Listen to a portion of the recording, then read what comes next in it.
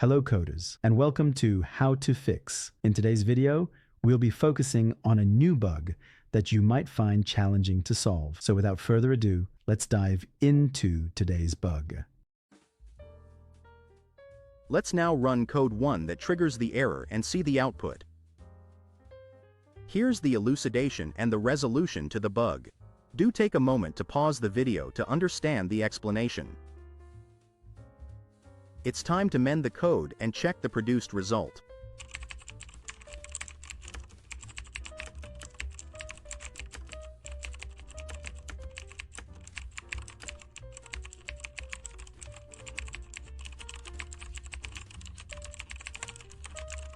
And voila!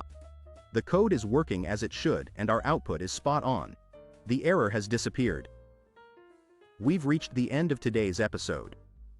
If you found this video informative, please hit the like button and subscribe to our channel for more coding solution videos.